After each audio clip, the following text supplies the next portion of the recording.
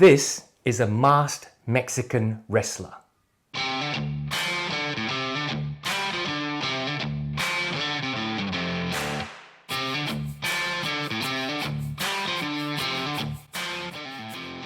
G'day, how you going? Welcome to Bootlosophy, and my name is Tech. I acknowledge the traditional custodians of the Perth region that I live in, the Wajik people. Now this is the Luchador, from Indian boot brand BlkBrd, pronounced BlkBrd. BlkBrd seems to be rapidly gaining a good reputation for quality boot making and gaining inroads into the market. Now, a luchador is supposedly a Mexican wrestler, you know, one of those with the painted leather mask and the budgie smugglers. So I have no idea why this boot is called a luchador, because its roots are, I think, much more English and European than Mexican. But let's go with it. I say that because the style is a derby boot with similar aesthetics to English country boots, like those produced by Cheney, Trickers and Crockett & Jones. The last is much more European than American, with an European style, slimmer outline and profile, and a more pointy almond-shaped toe than you'd get in American boots, even from those fashion-leaning brands like Thursday. The Luchador comes in a variety of uppers leathers, including Horween's Chrome Excel and Shell Cordovan, and also some leathers from European tanneries. This one is a pebble-grained leather in what they call cognac from an unspecified European tannery. It's a little over 5 inches high from the top of the heel, but for most people, other than pedants like me, they would call it 6-inch boot. The cap toe has a brogue edge and the hardware is large and in a suitably matching antique brass. There is a single piece backstay that's both heel counter cover and running up the back to cover the seam.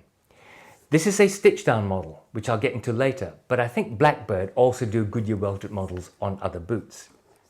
The outsole is studded like day-night, and the heel looks like leather stacks plus a studded rubber top lift.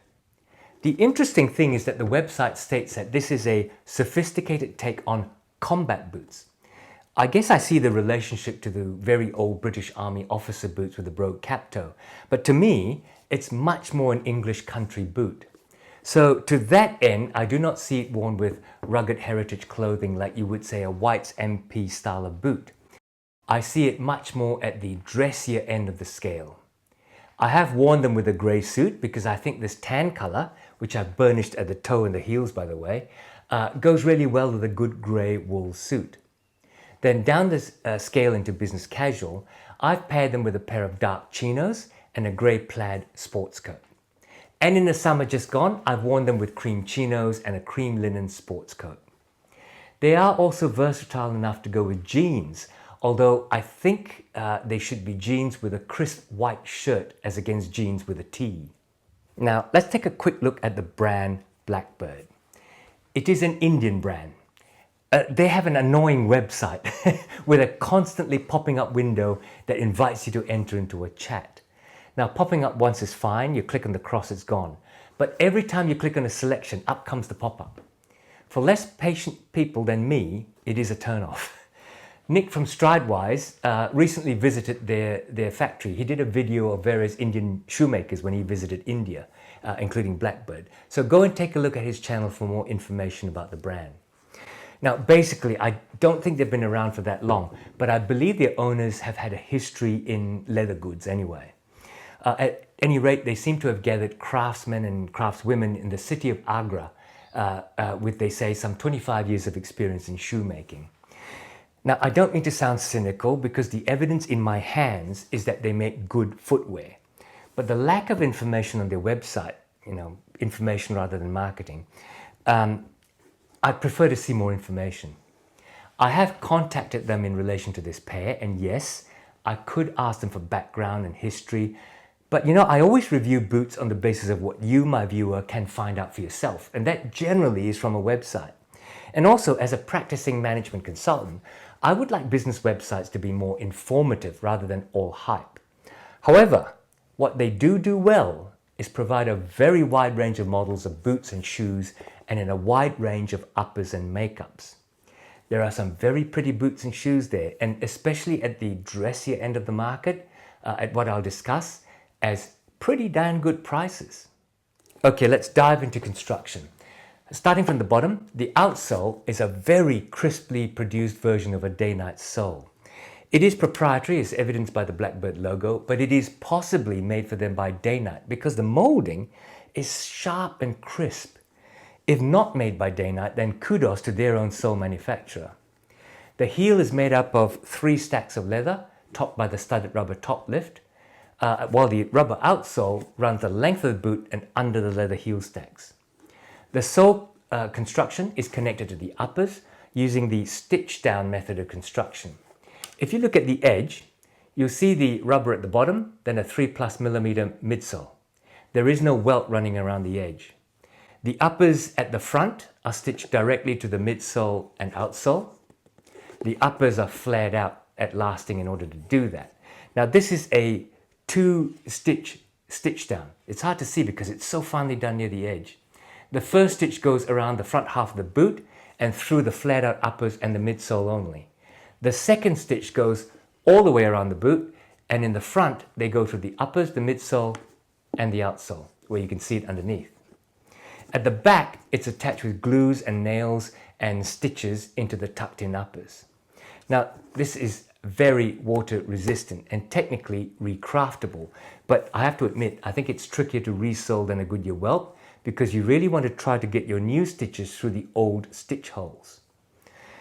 Inside the boot is a solid veg tan insole, and I believe a cork filler between that and the midsole for comfort. There is also a steel shank, a thin strip of metal which provides arch support and stability under this arch. Going further up inside, the boot is fully leather lined. In fact, when you measure the uppers and the leather and the lining, it's about 4mm thick overall, which is thick for a dressier boot. The tongue is semi-gusseted, gets a tick from me, and the heel counter is leather, as well I think as the toe puff structure. Going outside, the leather is from an unspecified European, I think it's Italian, tannery. I can't say it's a Horween leather.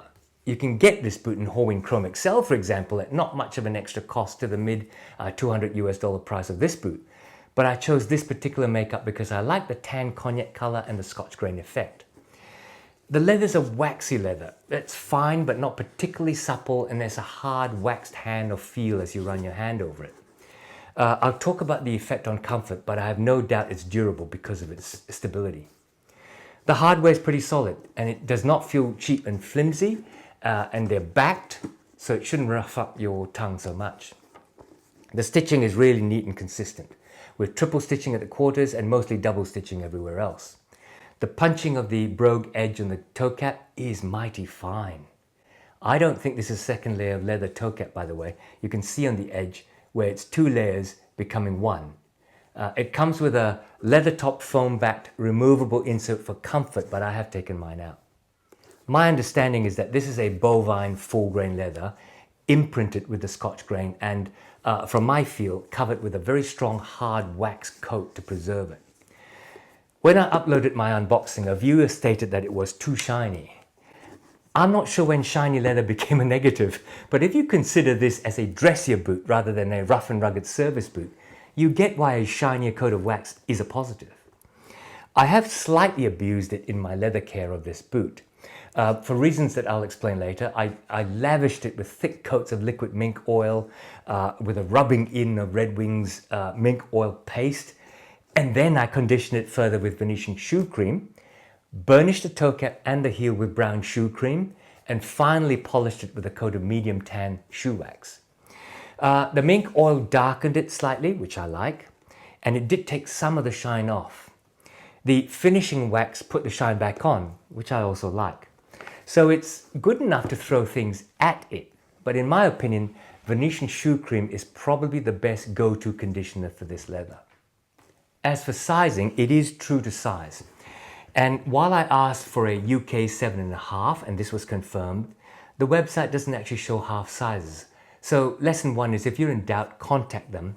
And lesson 2, more generally, is that they are true to size because my UK size is 7.5, or in US sizes 8.5, even though for most US brands I had to size a half down. When they came, and with the foam insert inside, they were snug. and they gave me a hell of a hot spot on the outside knuckle of the ball of my right foot. I even said as much when I tried them on in the unboxing video. I put my foot in and I said, ooh, I think that's going to give me trouble. In fact, for several days of break-in, I had to take them off after 2 or 3 hours in order to rest the pain. That's why I really drenched it in mink oil. Then one of my viewers, you see how important it is to comment with your ideas? One of my viewers of the unboxing commented that maybe I should take out the foam insert. Duh! Why didn't I think of that? I did so and whammo, perfecto. Without the insert, it was a perfectly fitting boot. Now, these are pretty comfortable with one proviso. The uppers leather is stiff. I have worn these a few times now, several weeks. I'd say maybe over time, at least 3 weeks, maybe even 4. You can see that the vamp is rolling nicely to accommodate the roll of my foot, and there are some rolls happening on the outside of the shaft. But the inside of the shaft, that's flat, that's still virgin territory, no rolls, no flexing. This makes it a pretty stiff boot around the ankles and the Achilles tendon. It's not so uncomfortable that, I want to rip them off, but they bother, like a really tough work boot, which they are not. I guess a more positive way to look at this is that it's going to be a more durable boot once I properly break it in. But now that I've got to know this leather, I have no doubt that it will get more and more supple as it already has in the vamp. It's just that it will take a while. However, as I wear these for the office, I'm not exactly climbing uphill or climbing on rocks very much, so they don't really whiz me off. As to value, they list on the website for 22,800 Indian rupees. When I use the currency tab to look at the Aussie dollar price, it says 420 Aussie dollars. Tabbing it across to USD, it's 265 USD. Now that is not at all unreasonable. You may be suspicious of the leather I chose, but then in Chrome Excel it's listed at 288 USD. Not bad at all. I think that's okay pricing. For most of us outside of the US, it's entry-level pricing for heritage-style boots, and they are well made. So there you go. On the plus side, I love the design and the English profile and look. Again, a viewer of the unboxing commented, oh, they're a copy of your Conistons. I have a pair of Conistons. Well, ultimately, what boot design is 100% original these days, I think it's well made in a difficult to make stitch-down style. The materials, I believe, equate to the price. And apart from the stiffness of this leather, they're comfortable underfoot. On the negative side, this leather's waxy stiffness. But if you agree, then go get the Chrome Excel for a few dollars more, 20 bucks, I think. There you have it. I hope you liked the review. If so, you know what to do. Click on the like button. Don't forget to subscribe. It helps me out really, and it helps you out because YouTube will get to know what you like to see and serve up more of the same. So take care out there. Come back next week and I'll see you again soon.